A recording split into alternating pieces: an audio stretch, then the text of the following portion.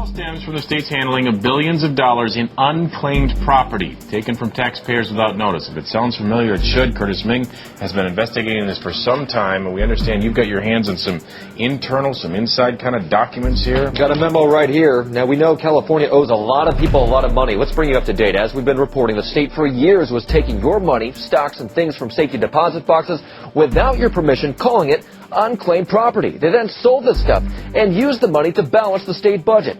Tonight, the court battle over returning the money is heating up. We've got this internal memo showing this could put an even bigger hole in the state budget.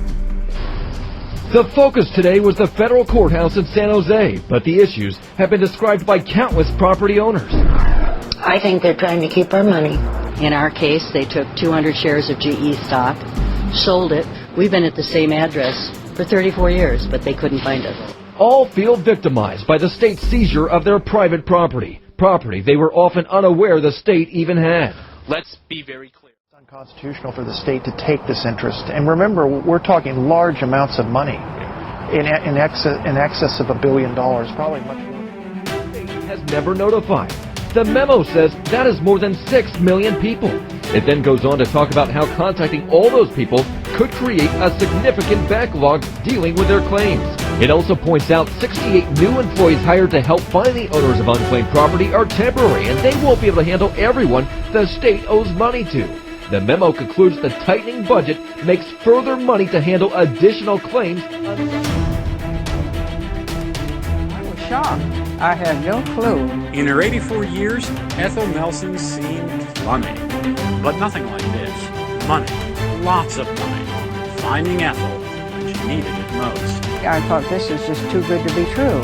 It was just a total manna from heaven. I had no clue that it was even out there. Ethel's sister quietly bought life insurance years ago. And I never knew that she got any on her own and put me as a beneficiary. How would I have known? There's no way. That letter from Prudential and the thousands of dollars it meant to Ethel couldn't have come. You know, typically people are hearing about, well, our taxes are going up. Well, this is some great news you want to pass along this morning, isn't it? Yes, we collect almost $20 billion from Marylanders. Thank everyone very much for paying their taxes.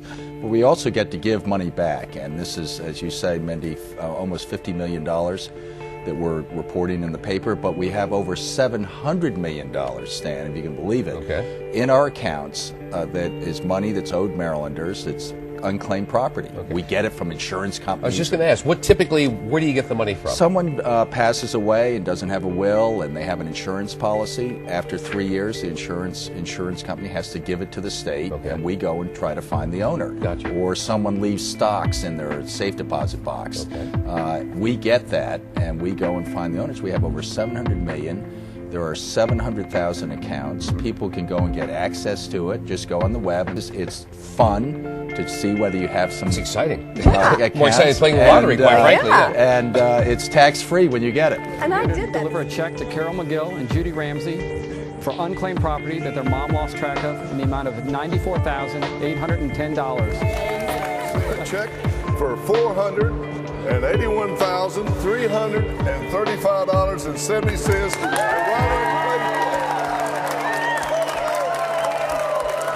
Thank you so much. Thank you so much, Mr. Purdue. Big check. It is a big